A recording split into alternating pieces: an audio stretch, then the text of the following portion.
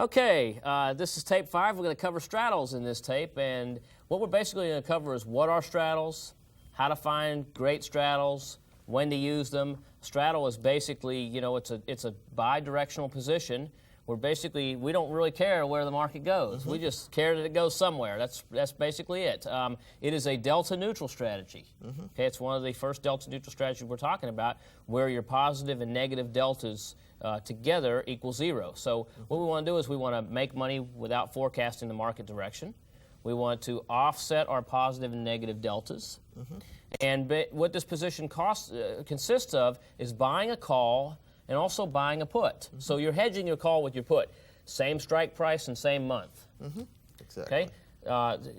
An example, long call would have limited risk, downside risk, and unlimited upside potential, bullish-wise.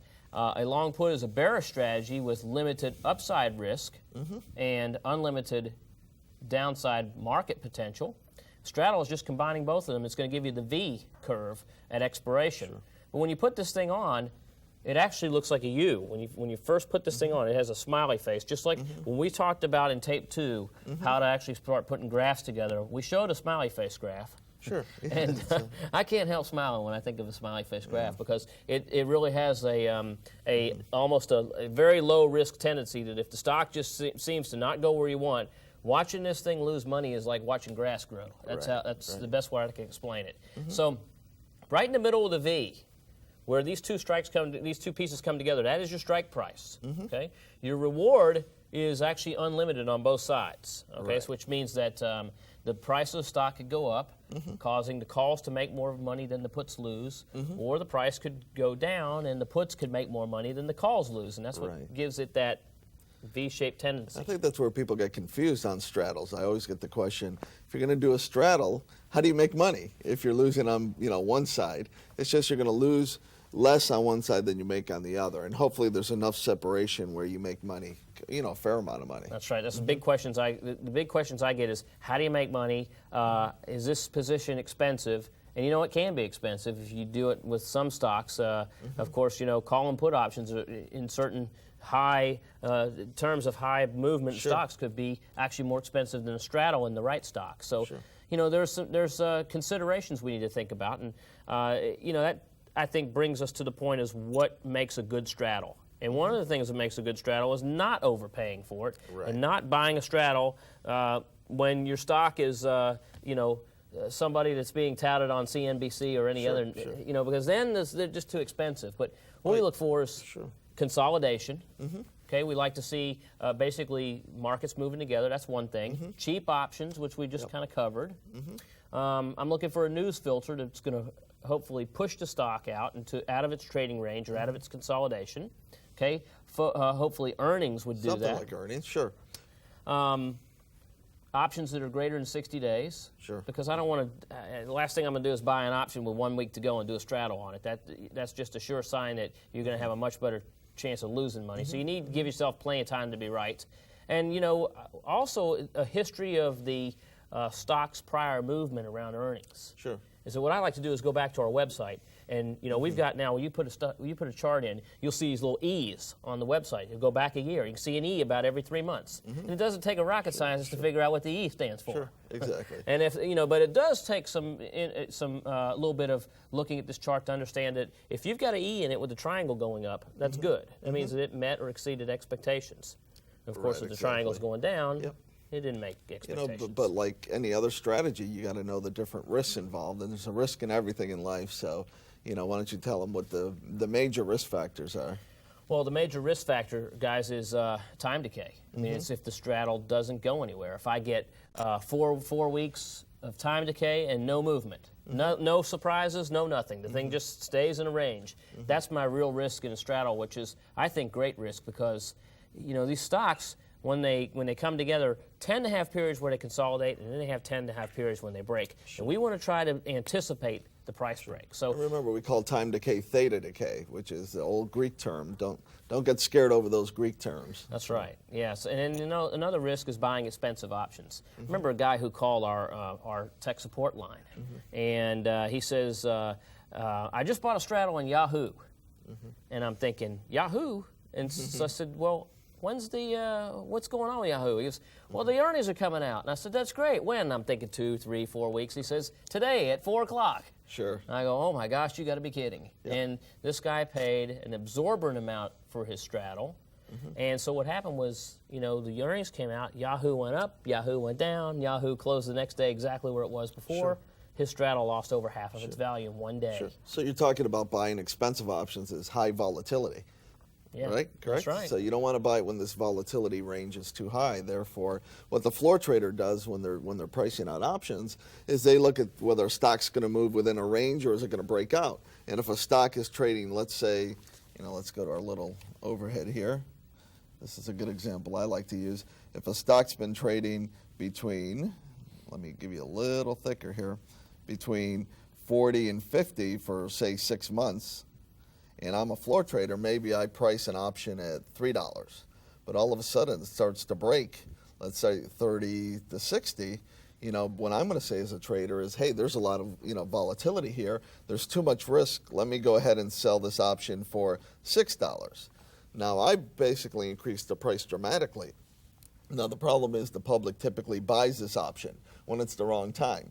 Now, all of a sudden, the stock breaks into this volatile range. All of a sudden, it goes back into its narrow range. Your $6 option may now be $2. So people, even if the stock price is exactly the same, what could happen is your value of your option can even go down. So you got to be really careful and not buy those, pumped up options, we call them. And what George has just given you a good explanation of is what's called implied volatility. Implied volatility gets higher as the stock price starts to move around a lot, and options traders perceive that the stock price is going to keep moving, and implied volatility actually drops when options traders perceive that the stock price is not going to have a whole lot of movement. Exactly. Okay. So volatility or vega is a very important thing. Right. Also delta. Okay. And delta is really your directional risk. And there's really no directional. I don't think of straddles in terms of directional risk. I think of them in terms of non-directional risk, and just in case they don't go anywhere. But those are the risks of a straddle that I see. Very good. Okay, time decay. The way time decay actually works with a straddle is that, let's say you put a position on, and it just stays in that trading range, just like you've shown here earlier. That straddle is going to drop. That U-shaped curve is going to slowly come down. Okay, and it's going to go from a U to the V. Right. And what we're hoping that the position does is that the stock will break up to the upside of the U, either to the upside or downside, so that we can benefit from a profit in that particular you graph. want good enough movement to pay for both sides, is what you're saying. Exactly. Okay, let's look at some concepts here. Net cost, first of all. What's the net cost of a straddle? It's basically the two option premiums combined. Okay, and by the way, I'll make this statement. My average net cost on the straddles that I've done in the past number of years has been between $5 and $6 per straddle. Not $5 for the call and $5 for the put, but $5 for the combined position. So I want you folks that are reading this tape to take a look and see, is your call options that you're buying or your put options you're buying more than $5? Because if they are, then you need to really assess the fact that I'm taking positions both ways, maybe for less cost than you are taking a position one-sided. So that's what I'm looking at as the net cost. Sure. The maximum reward is unlimited. And if we were to actually break that down, it is theoretically unlimited to the upside and downside. The upside is unlimited because we don't know where the ceiling is on stock prices, but we know where a floor is. And the floor is 0, so if you're really going to be scientific about it, your maximum reward to the downside is actually going to be the cost of your straddle minus the difference between where the strike price is and 0. Okay, but for general terms, it's unlimited. Maximum risk. Well, that would be the debit of the trade. Now, let me continue on maximum risk for a minute, because maximum risk, in order for you to have maximum risk on a straddle, you would probably have to fall asleep for several months and wake up on expiration day, and that stock price has got to be right at the strike price for you to lose time on both sides. The chances of that happening are very, very slim, because if it were to tick one way or another, you'd be in the money on one side of the trade. Either you're going to be in the money on the call side and out on the put, or in on the put and out on the call. But either way, one tick away from at the money allows something to have real value. Exactly. Now, lower break even and higher break even are two other points, and the point I want to make is that you have two break evens on this trade. Okay, the lower break even is basically you're taking the strike price, which the strike price is the same for the puts and the calls, and you subtract the debit to get your lower break even. You take your strike price and you add the debit to get your higher break even. So you have two break evens on this U-shaped, V-shaped curve. But once again, that's assuming you hold everything to expiration.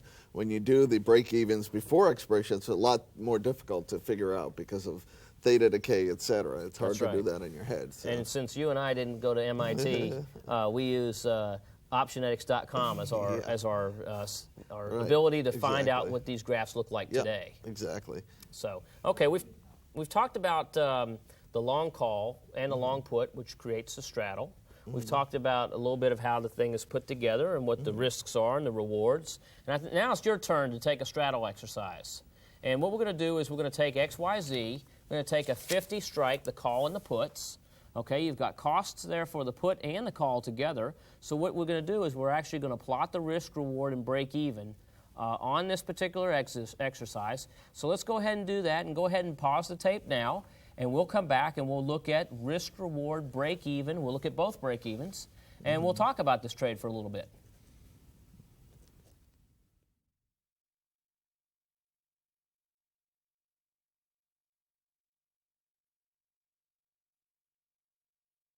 Okay, we're back. Let's look at the answers on this exercise. This was a straddle. We were buying a 50 strike. We were paying 2 points for the call and 2 points for the put, 4 points for the call.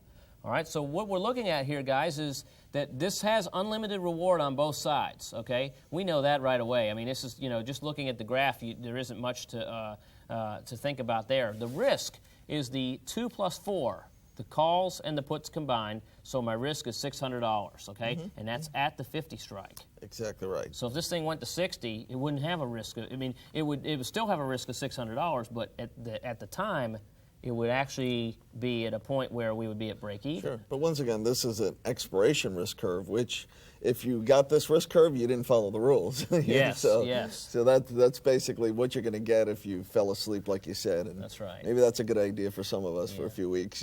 And where did the rules go? Well, we haven't told them yet, so we're actually going to tell them here real soon how to take that risk out of that particular trade. So again, and the other thing we got to look at too is the two break evens. The break even to the downside is going to be if we got a $6 risk or a $600 risk, we're going to take 6 points and subtract it from 50 and also add it to 50. So we're going to have a downside break even of 44 and an upside break even of 56. Sure, exactly. Okay.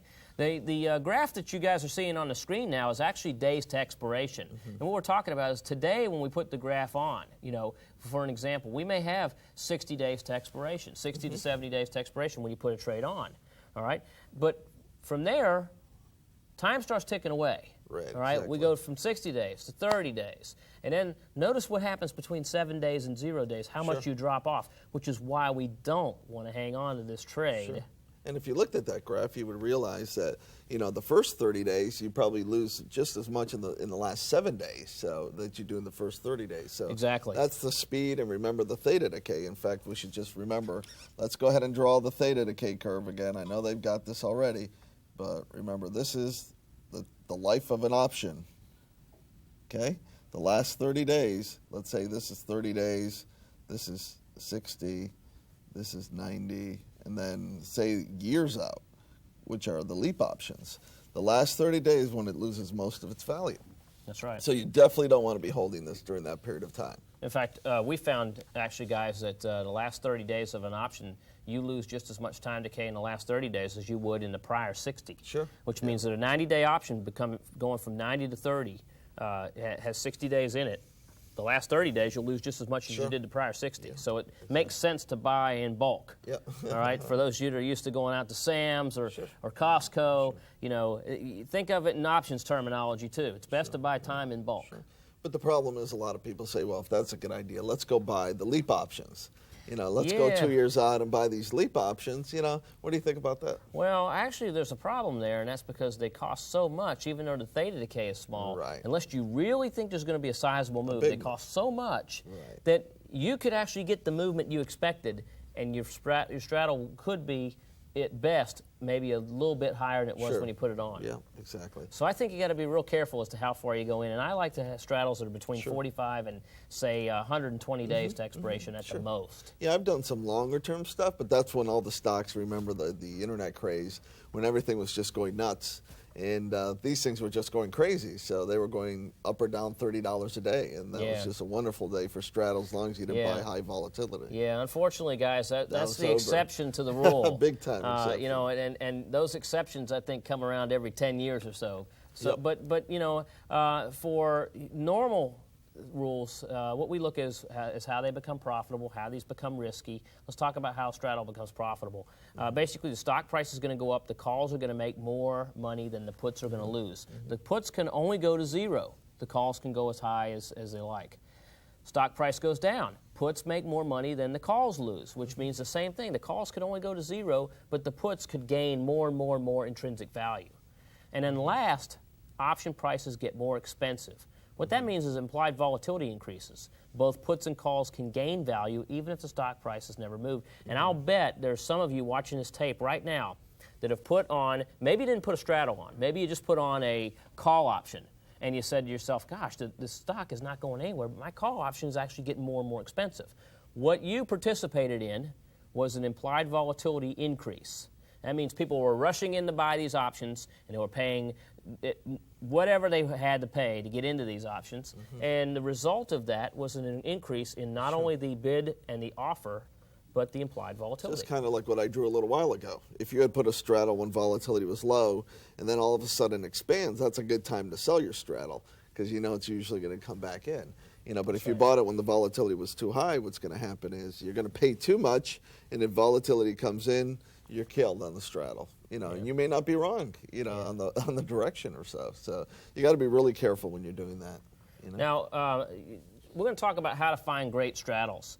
And, you know, a normal options trader or somebody who doesn't have a system, per se, and they decide to use a discretionary method, meaning that what they'll do is say, you know, XYZ, I don't know if it's going up or down. Maybe I'll just buy a straddle, okay? I was going to demonstrate that by having George hold a page of the Investor's Business Daily up, and I was going to throw darts at it, but he didn't want to participate in that example. So we're just going to assume that what we're looking at is how can we do better than the average person when it comes to buying straddles, okay? It takes what I think is a couple of things, and a belief system is a big thing. And this is our belief system, is that we look for price consolidation.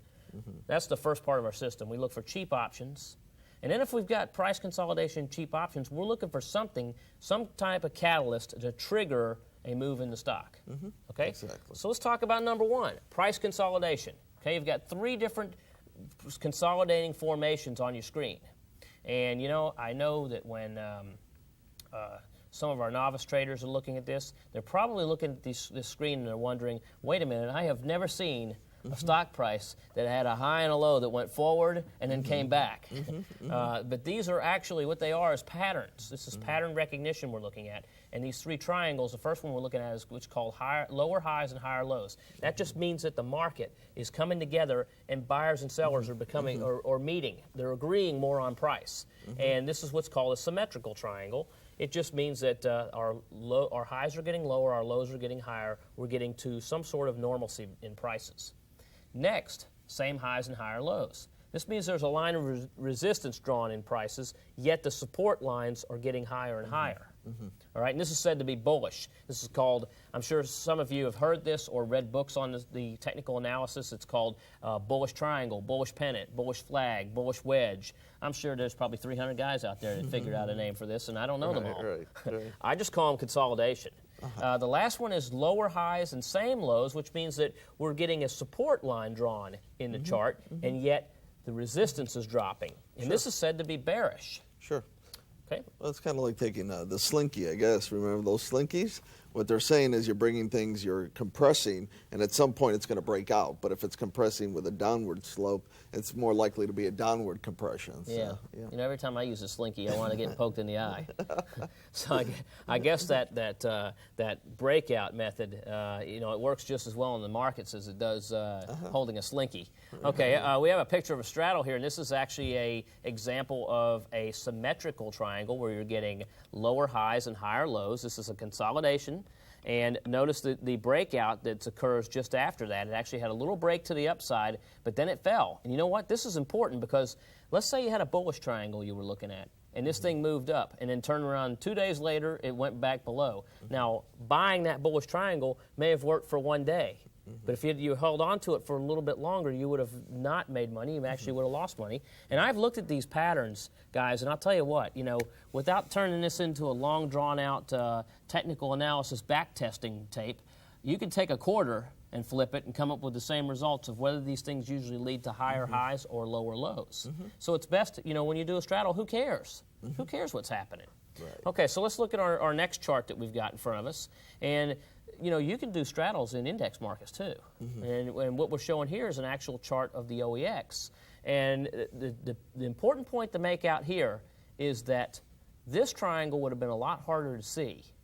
Had, you know, we drew the lines in there, but that's a little bit tougher to see because you could probably point it out in many different areas. But the big thing I want to discuss is if you look real close to the lines, the actual range bars, you're going to see that they've gotten smaller and smaller and smaller up to the upper right-hand part of the graph where it came together. And then notice what happened after that thing fell apart. There was a little bit of news up there.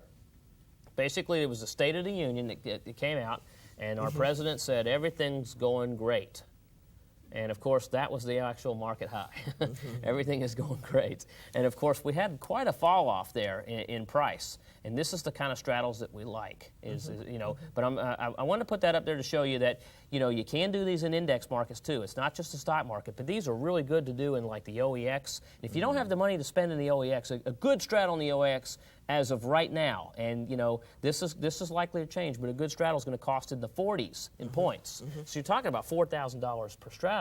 Right. Well, maybe that might be a bit high for someone who's just getting started in this. This sure is higher than the 5 points I was talking about earlier.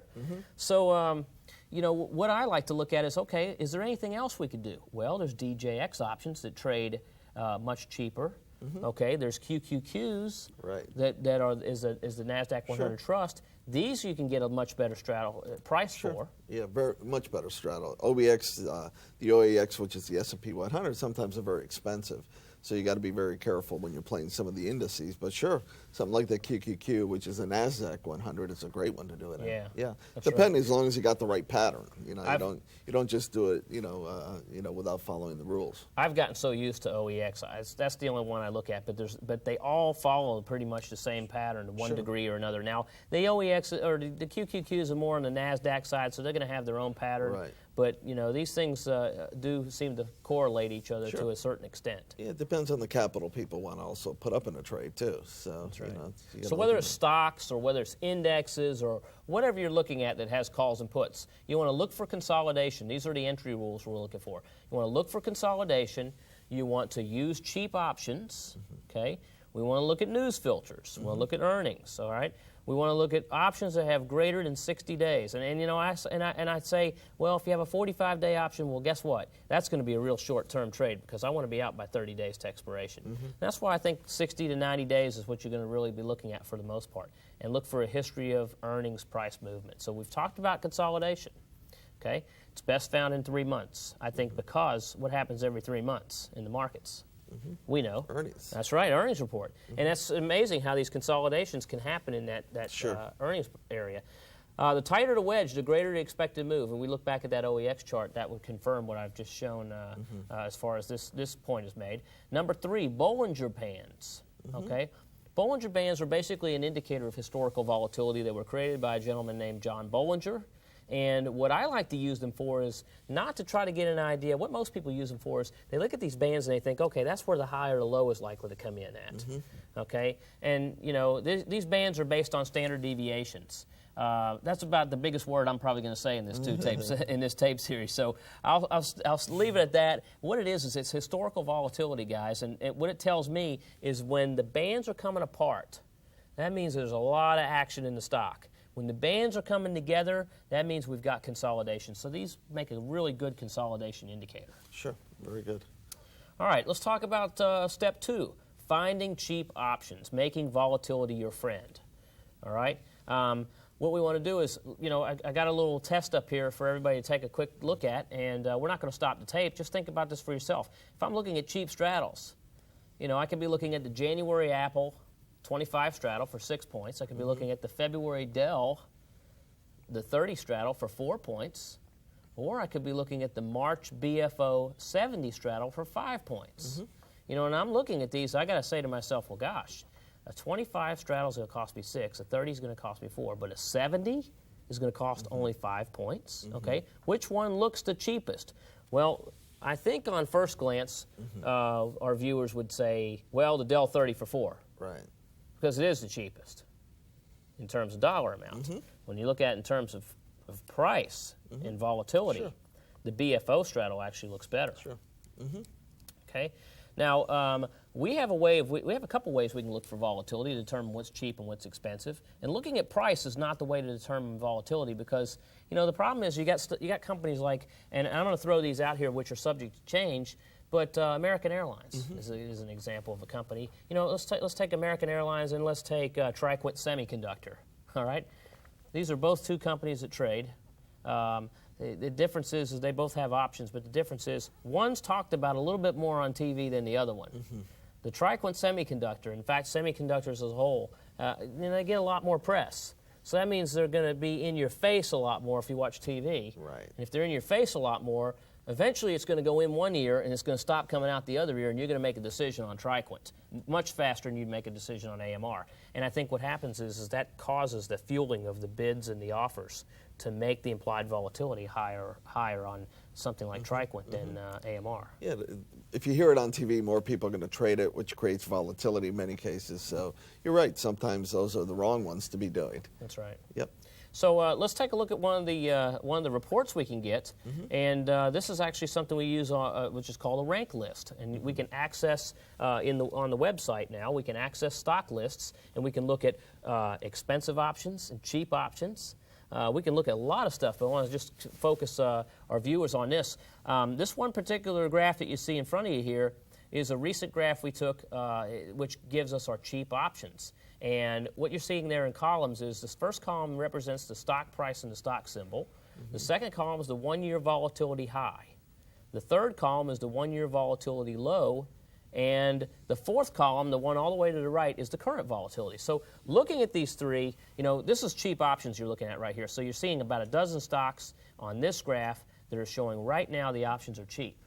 All right, and basically the way I can see that is I'm looking at the volatility low and I'm looking at the volatility last, and they're real close together in these particular risk graphs. Another one here we can do, and I know this is the one you use a lot of, and that's looking at the chart. All right, and determining whether the volatility is low or high. And the example we have on the screen now for our viewers is AT&T.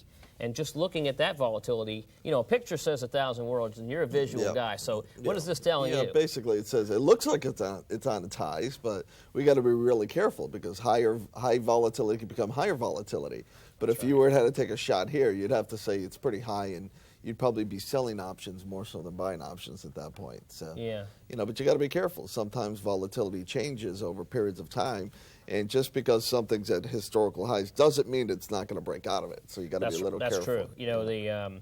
I go back and I look at what happened in 1987 when the stock market crashed, and volatilities on the overall market, their averages were between 10 and 20.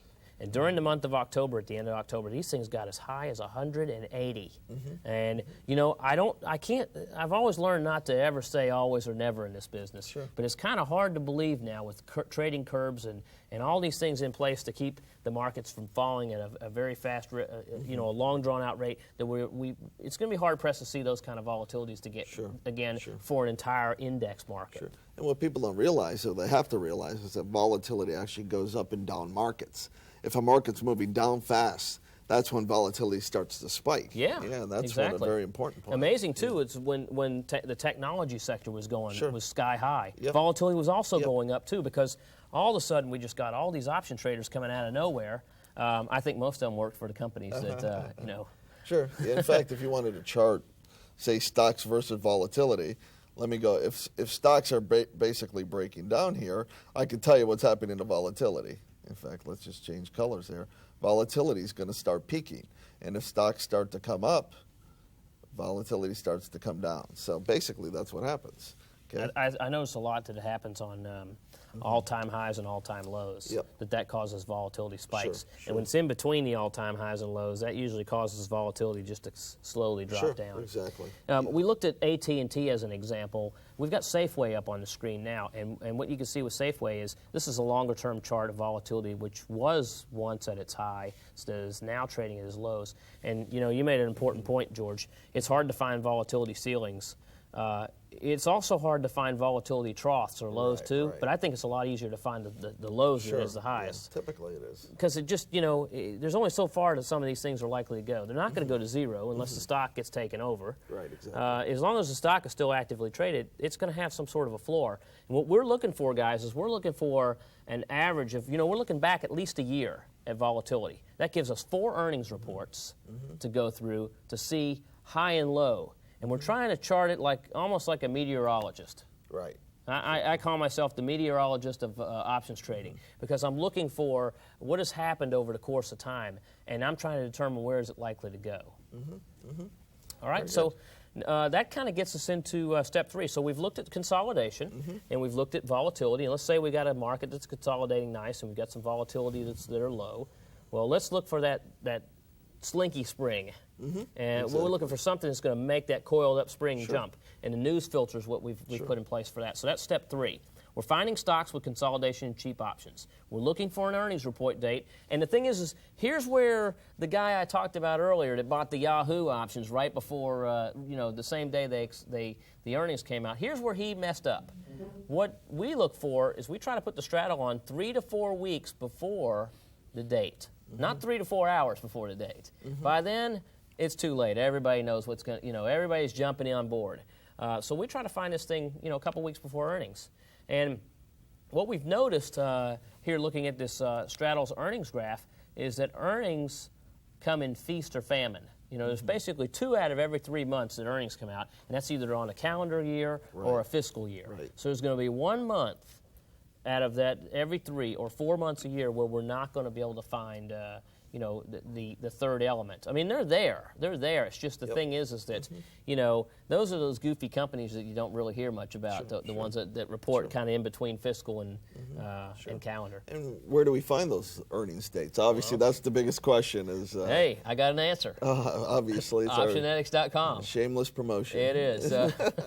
What we're doing, guys, is we're actually, you're going to go find the earnings dates. We have a section that you can go to, which is our earnings calendar. And basically what you do is you just type in the stock symbol, and you hit the search button, and it's either going to give you 1 or 2 earnings. It's going to give you the next earnings, or if the earnings just came out a couple weeks ago, it's going to give you that back date. Sure. All right, and once again, if earnings come out every 3 months, then if I had earnings that came out a month ago, again, this isn't rocket science. All I got to do is remember, okay, it's a month ago, and every 3 months earnings come out. So if it came out a month ago, then it's going to come out in 2 more months. Sure. And that's the way, basically, I look at these. So, given you're the straddle master here, I am the straddle That's what we like to call you in the company, you're the straddle meister, right? That's Stradivarius. Yeah. Okay. Let's say you want to play earnings. What would you suggest our students do as far as, how many months in advance should you be playing that game? It isn't even months. It's actually weeks. Okay. And what they want to do is they want to go in and they want to set themselves up. What I look for is the consolidating markets, cheap options. I look about 2 to 4 weeks out. I want to put my straddles on 2 to 4 weeks out because as they get closer and closer to earnings, I've taken straddles off before the earnings announcement even came out because everybody else starts diving in a couple of days before earnings, and I might get that straddle value that gains even though the stock doesn't go anywhere. It could go up just from all the people trying to get in.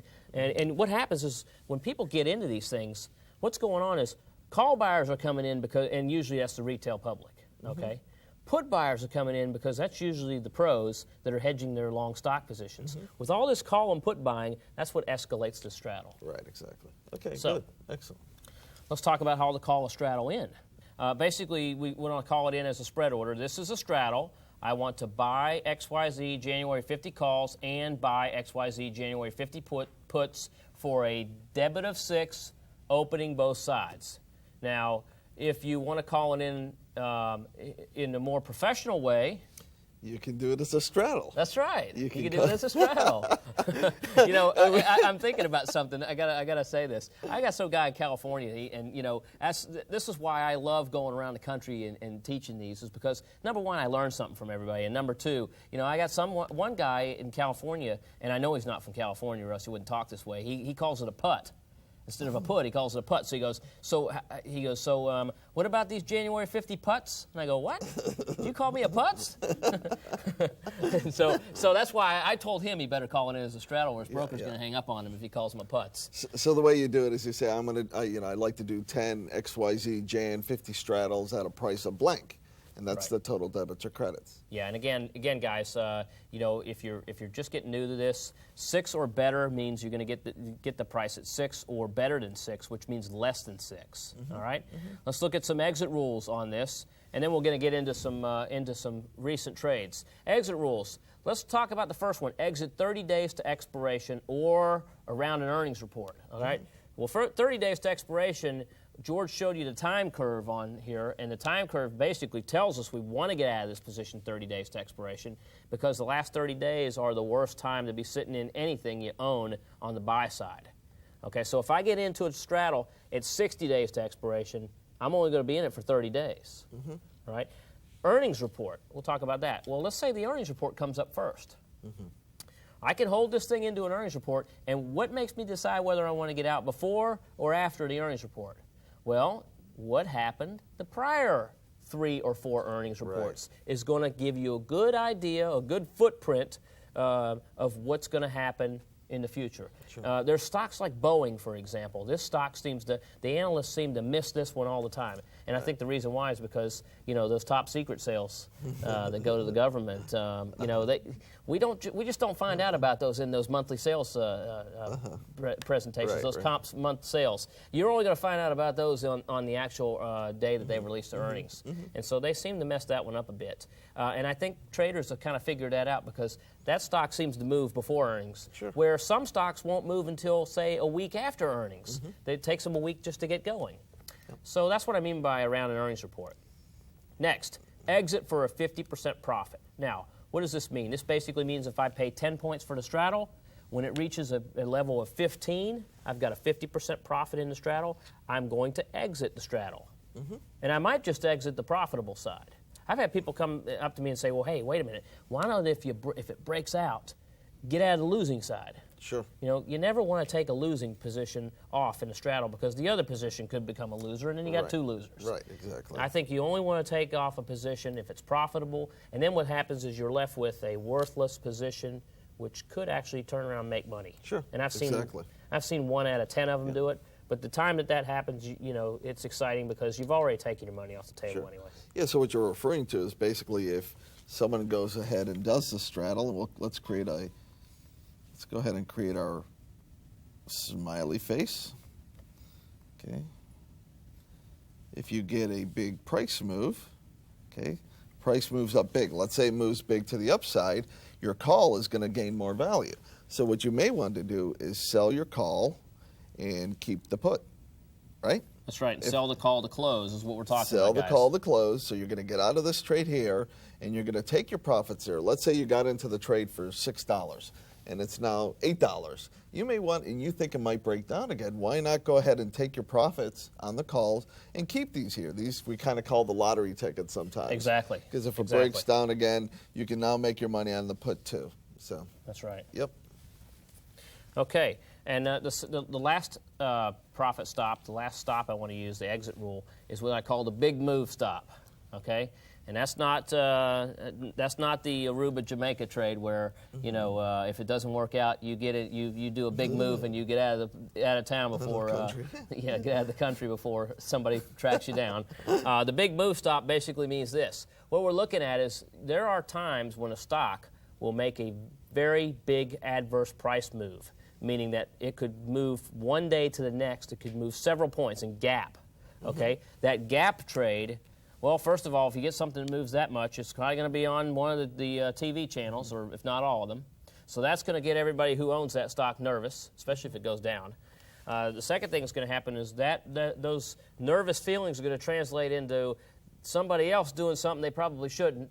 Means they're all going to buy puts at the low, or they're all going to buy calls at the absolute high. They're going to cause an inflation in implied volatility, and basically means you're going to get more than you should at that time to get out of the trade. So if you get a big move, meaning that this thing, even if it moves to give you 20% or 30% on your trade, it's best just to get out of it then, because only from there I think the implied volatility can actually go down. And I think it can only go down. Sure, exactly. And even if it keeps moving in your favor, so what? You took the trade off, you got a profit, and you can walk away happy. Yeah, if you get the big move and can get the 50% profit, no reason to keep it. Might as well take your money and run. That's right. Yeah. So what we want to go into now is some examples of some different trading strategies. We're going to use our Optionetics.com website. We're going to find the right combinations. We'll put some of these trades on. Which website and is that? The Optionetics.com site.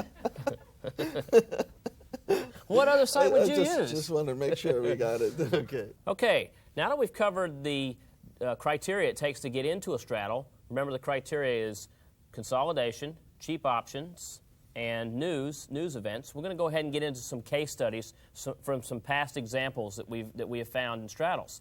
Now, these are going to be APCC. We're going to look at a company called SRV, Chase Manhattan Bank, and I'm also going to look at an index market. We're going to go back and look at the OEX and how to look at the OEX and track it as a straddle. This is a trade that we look at about once or twice a year. And also I'm going to follow up with a company most recently, EMC, and actually how that looks, what it looks like on our website. So let's start off with APCC.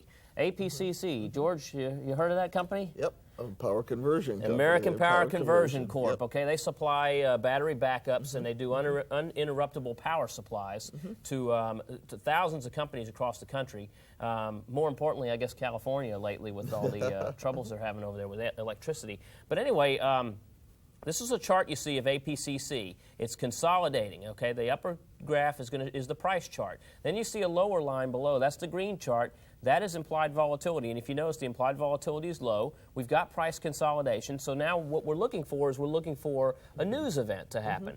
Now APCC, interestingly enough, this company right here, had a bit of bad news, okay? What was that? And if you look real close on the graph, you can see where it broke out. Most people, upon looking at it right now, realize they think it might actually broke up, but if you look down in the lower right-hand corner of the screen, this trade actually gapped down on a bad earnings announcement. Within one day, the price was reduced by almost 50%. That's some pretty bad news. It's terrible. Okay. It's terrible for an uninterruptible power supply company to all of a sudden have interruption in their stock.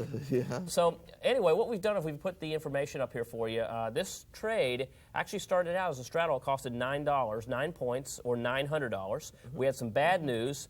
The stock dropped $20 in one day. Well, the calls, because when we put this together, this is a V trade or a U trade. The calls were almost worthless. I mean, they went down to where they were not worth anything. I mean, if you have call options and your stock drops by 50%, your call options are pretty much going to be worthless. Sure, exactly. The puts, however, were worth 18.25 that day. They cranked up. They were that much. They became that much money. Now we paid $9 for this straddle.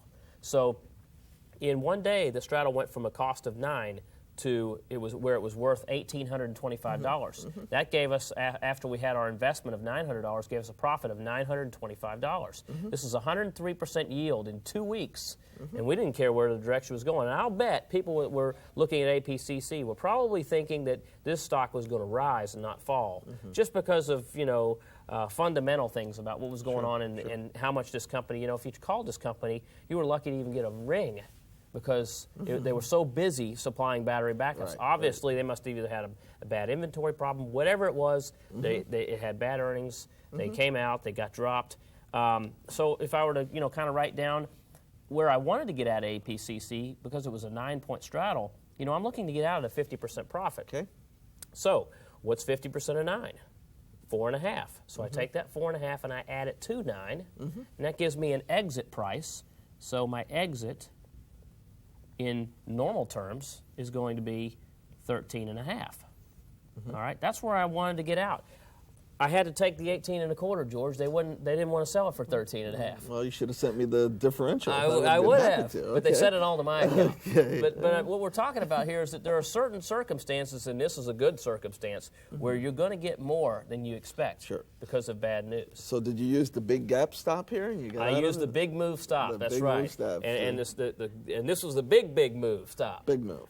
Okay. Really big stop. So the stock drops by $20, and all of a sudden our 9-point straddle, boom, is worth 18 and a quarter. We've seen that in our class sometimes when we do other strategies, and you'd be amazed that $2, $3 straddles all of a sudden are up 100, 200, 300% in a short period of time. Again, what we like to do is take 50% off the table, but there's going to be certain times where the stock's going to gap, and you're going to get more for what you've paid. Exactly, a lot more than you expect to get. So the next example we have here is a company called SRV. Now, SRV is not your typical .com. It's not your typical technology company. This company actually is a funeral home service company. Okay. Right. And if you look at the chart, let's look at the technical chart here. What we're seeing is this chart actually is a symmetrical triangle, meaning that the highs are getting lower, the lows are getting higher, and this is actually over a period of 6 months. But even if you look at the 3-month chart, it's actually consolidating. It's squeezing in, and this stock, once again, I mentioned it was a funeral home stock. So what happened here with what's the story on this straddle to actually make it move is they did a study, an actuary study. What their study was is, you can imagine if it's a funeral home company, what's going on with life expectancies. And basically what they found out was people were living longer. Oh, and when you have a report or a research report or something that could have an adverse effect on your earnings, that's called a material adverse subject that has to actually be disclosed with our full disclosure rules. So when you're a funeral home company and you find out people are living longer, obviously that's going to have effect on your earnings. So you have to report that, and so that basically killed this stock. No pun intended. This stock had a serious drop. And dropped from the 30s down to around 18.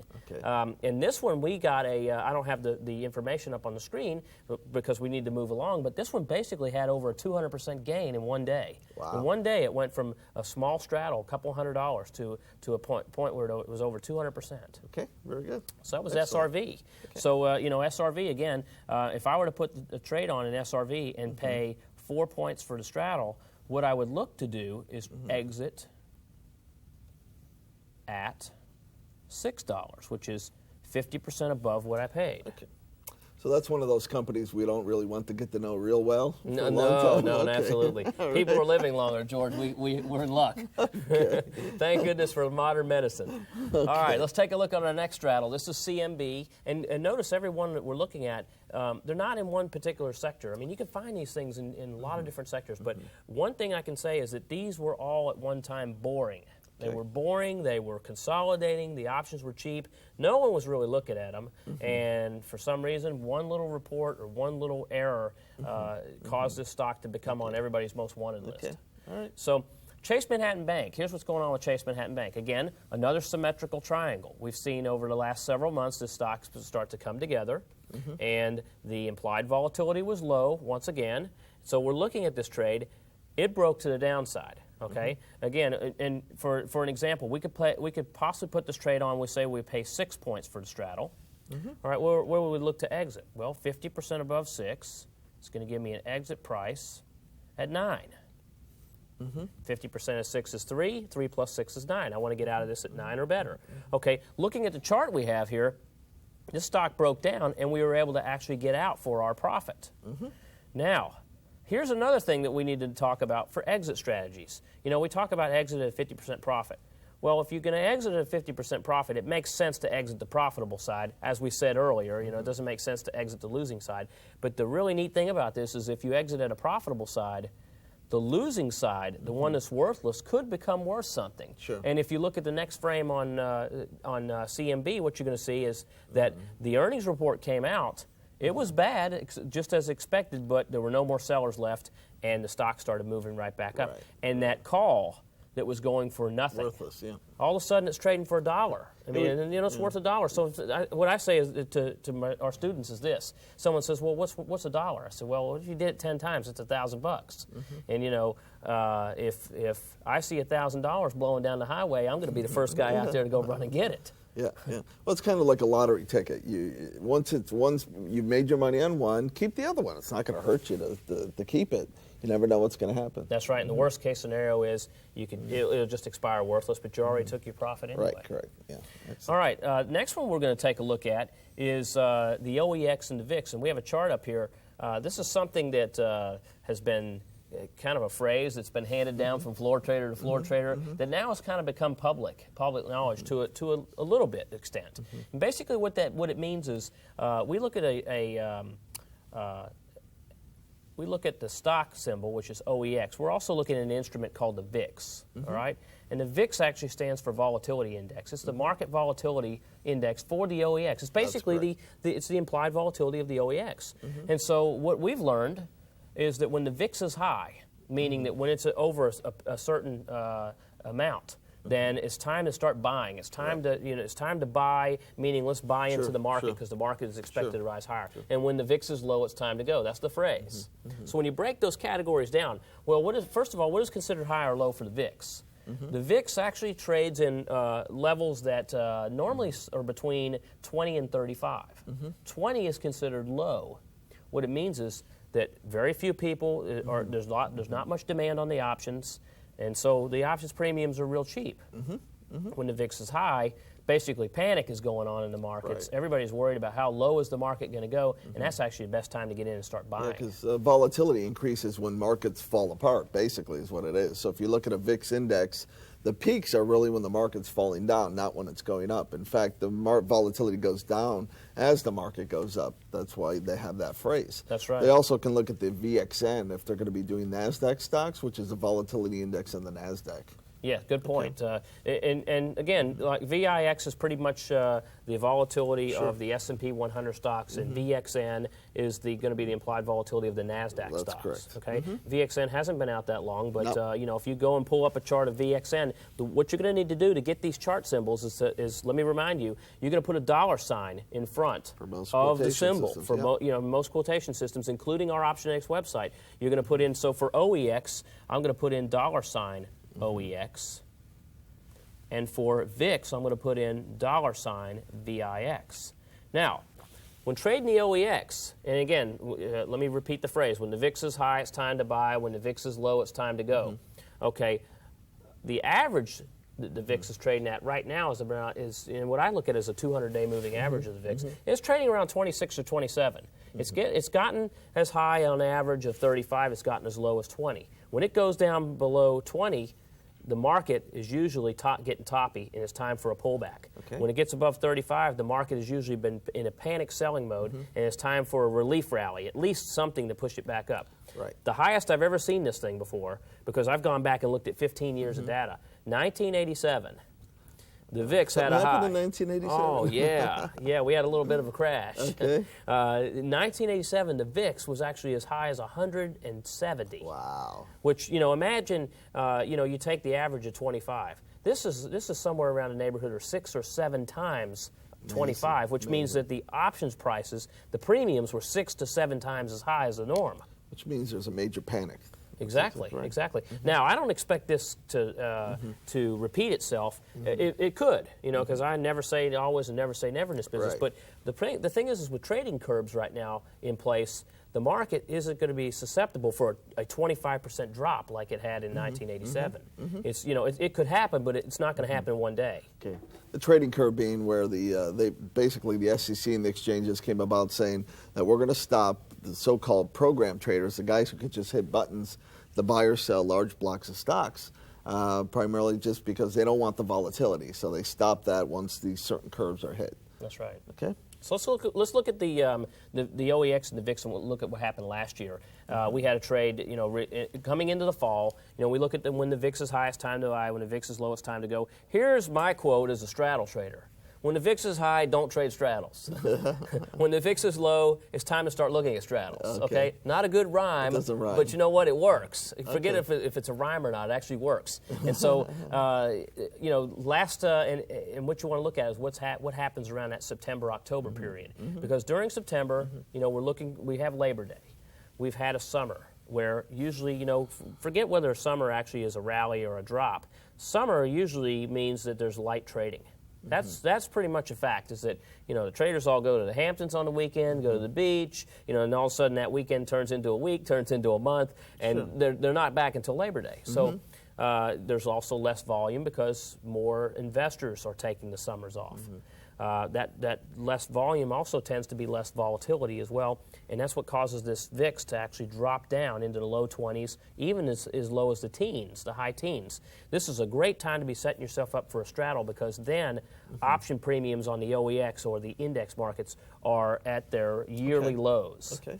All right. So what I like to do is look at the OEX or look at the QQQs or the DJX, the Dow options, and try to come up with an idea of, if it's low, where's the best possible straddle combination to put on. So that's what we looked at. And again, the chart you see is the chart of the OEX, and we looked at it pre-September, and then we also looked at it at the end of September. And this was a trade we published. It more than doubled its money. Some of our students who take our publications did very, very well in it, and it's based on a theory that, again, when the VIX is high, it's time to buy. When the VIX is low, it's time to go. But in the sense of low, we want to go both directions.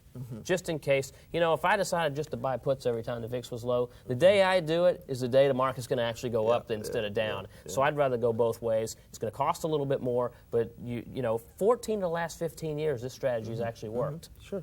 So the straddle's non-directional, which we like, because we really don't care which way it's going to go. It just has to move, and as long as you follow the rules, it should work out okay. Yeah, that's right. Okay, the last one I want to show is a straddle in a company called EMC. And what we've done is we've put it up on the graph, we've actually put it into the computer, and we've actually created a risk graph using our website. And so what you see here is during the summer, EMC starting to trade into a range and starting to consolidate a little bit, had more of a bearish triangle. It was trading in the high 30s. All right, what we looked at was just a simple, around a 60-day straddle using a strike price of 40. All right, now this straddle wasn't cheap. I mean, we were going to pay 7.5 points for it, or $750. Okay. Well, in a period of 3 weeks, this thing doubled in value. Okay, it became from a $750 straddle, it became worth $1,500. Wow. Now, this didn't gap. This happened over time. So if I put a straddle on for $750, I'm going to be out of it before it hits $1,500. Right. Okay. So my out price is I take $750. I'm going to take 375, which is half of 750. I'm going to add that to 750, and what I'm going to come up with is my out price is actually going to be 1175. Okay. Okay, 1125. So that's 50% above 750. Okay. Okay. Now, the other thing I want to show you on this risk graph, which is interesting, is that remember we're going to be out of it long before the V. Okay, and this is where using option software really makes the most sense to me, because I can look at this and I can theoretically come up with an idea of what my theoretical risk is. And if I'm going to be out at 30 days to expiration, then I'm looking to be out somewhere around that green to blue line area, right. Which is not $750. It's somewhere between the $200 to $300 mark, which is much, much less. So, looking at this return on cost, if you take 750 to 1125, it might have been a 50% return on cost. But on theoretical risk, if I were to be able to make $375 out of a theoretical risk of 200, now all of a sudden I'm over 150% return. Okay, looking at return on risk. Right. So basically, a straddle's like when you buy options, a lot of strategies where you have to worry about the theta decay, which is time decay. So it's going to droop over time, and you definitely want to be out before that last 30-day period. Yeah, that's right. And kind of going back and looking at these straddles, and I've got we've looked at a few more. They all seem to have the same thing in common. My average cost is spent about $600. Sure. Okay. The average time I've been into these things has been no longer than 30 days, because my exit rules tell me that I'm either going to get out by the earnings report or within 30 days to expiration. Around 30 days later is usually when I get out of these things. Okay. The other thing, too, is that the losses, and I take losses in straddles. This is not 100%. This doesn't work 100% of the time. Basically, what this is telling me is that, my losses are going to be minimal. I'm getting $50 losses, $75 losses, 1 point loss. These are much, much better than being able to sit into a straddle for 30 days and lose $1.50. That's amazing. I mean, that's the way the risk graph works, is that, your risk kind of comes like grass grows, very, very slow. Right. You don't have to worry about waking up one day and this thing being totally against you. It just can't happen. However, you don't want them to be buying straddles with high volatility, right? Yes, if you stay away, if you stick to the rules that George and I have explained to you in this tape, you're going to find that it makes more sense to stick with our rules in buying that low volatility, because it's just going to be like buying options on sale. Okay, so your rules so far and your exit rules would be the 30 days to expiration, correct? That's right. The 50% profit, which is once you got 50% exit, and then the good old big move stop. The big move stop, which is if it makes a big move, get out of the trade, because everybody else is panicking, and it's causing the options premiums to actually go up a little bit higher. Very good. Okay. So I think we've covered straddles pretty well. And again, it's a concept where it's a delta neutral type of trade. There are some more advanced type of exit strategies, and where we get into adjusting in what's called a synthetic straddle. But this is a little bit more complex, and I think for people first getting into straddles, this is the best information that you're going to find in the markets today on creating a belief system and actually applying it and using it. Okay. So that's it for straddles. What we're going to do in tape 6 is we're actually going to learn how to trade the sideways markets, how to trade stocks that are not breaking out, that are just in a lull, that are moving sideways. Okay. The suggested reading for this is going to be found in chapter 12. So go ahead and get your book out, and if you're ready to start looking at sideways markets, open up chapter 12, and we'll see you on tape 6. Happy done. All right. Okay. That's Good job. that worked out real well. Do we ever talk anywhere Kill about that the thing. delta neutral stuff as far as? You know what? I think we'll do that in the advance.